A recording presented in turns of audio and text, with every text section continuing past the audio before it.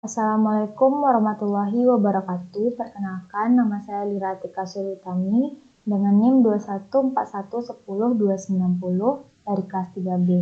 Di sini saya akan melakukan presentasi sebagai penerapan dari Bandicam pada mata kuliah komputer, yang mana materinya yaitu kekurangan energi kronik atau KEK pada ibu hamil.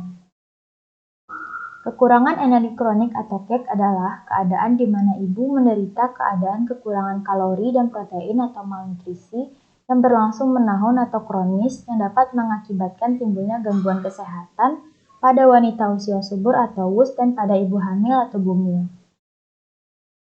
Untuk menentukan apakah wanita usia subur pada usia 15-49 tahun mengalami KEK dapat diukur dengan pita lila. Wanita usia subur yang berisiko KEK jika hasil pengukuran lilanya kurang atau sama dengan 23,5 cm atau di bagian peta atau pada bagian pita merah lila. Apabila hasil pengukuran lebih dari 23,5 cm, maka tidak berisiko menderita KEK. Apakah penyebab KEK pada ibu hamil? Kekurangan energi kronik pada ibu hamil disebabkan oleh dua faktor penyebab, yaitu faktor penyebab secara langsung adalah konsumsi gizi yang tidak cukup dan adanya penyakit pada ibu.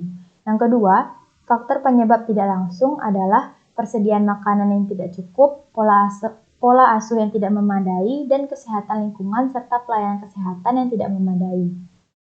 Kekurangan energi kronik atau KEK pada ibu hamil dimulai pada sebelum hamil, dari pranikah atau calon pengantin, bahkan usia remaja. Kehamilan pada usia remaja akan menimbulkan masalah antara lain yang pertama, terjadinya kompetisi kebutuhan zat gizi antara remaja dengan janin yang dikandungnya. Yang kedua, kekurangan zat gizi akan menyebabkan tubuh rentan terhadap penyakit. Yang ketiga, organ reproduksi pada remaja yang masih dalam proses tumbuh kembang seperti panggul yang belum berkembang secara maksimal atau panggul yang sempit yang akan menyulitkan pada proses persalinan. Yang keempat, mental remaja yang belum siap menjadi seorang ibu yang mengakibatkan pola asuh yang tidak baik. Bagaimana pencegahan KEK pada ibu hamil? Yang pertama, mengkonsumsi makanan yang cukup secara kuantitas atau jumlah makanan yang dimakan, serta kualitas atau variasi makanan dan zat gizi yang sesuai dengan kebutuhan. Yang kedua, penerapan perilaku hidup bersih dan sehat atau PHBS, yaitu dengan selalu menggunakan air bersih, cuci tangan dengan air bersih dan sabun, menggunakan jamban yang sehat, memberantas jentik seminggu sekali, serta makan buah dan sayur setiap hari. Yang ketiga, pengaturan jarak kelahiran, serta pengobatan penyakit penyerta seperti cacingan, malaria, HIV, dan juga TBC. Yang keempat, segera mengatasi masalah kesehatan yang timbul pada wanita usia subur, calon pengantin, dan ibu hamil dengan KEK. Yang kelima, mendapatkan pemeriksaan kehamilan atau antenatal care yang terpadu secara 10T di pelayanan kesehatan primer seperti puskesmas oleh tenaga kesehatan. Pelayanan antenatal terkait gizi yang wajib dilakukan adalah yang pertama, penimbangan berat badan. Yang kedua, pengukuran tinggi badan. Yang ketiga, pengukuran lingkar lengan atas atau lila. Yang keempat, pemberian tablet tambah darah atau tablet FE. Dan yang kelima adalah penyuluhan dan konseling gizi.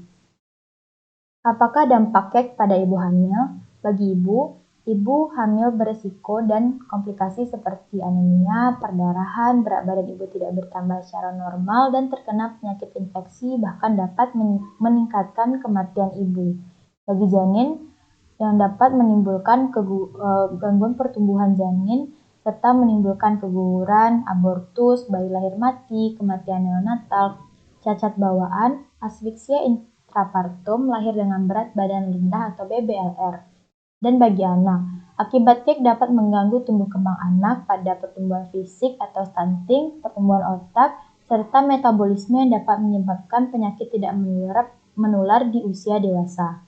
Pada proses persalinan, kondisi KEK berisiko menurunkan kekuatan otot yang dapat membantu proses persalinan, sehingga terjadinya persalinan yang lama, atau persalinan prematur atau sebelum waktunya, dan juga bisa terjadinya perdarahan serta persalinan dengan tindakan operasi secara sesar.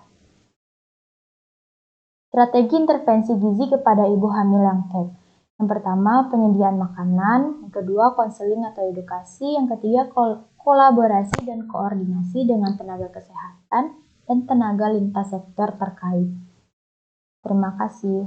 Sekian materi presentasi dari Lira. Mohon maaf apabila ada kesalahan. Assalamualaikum warahmatullahi wabarakatuh.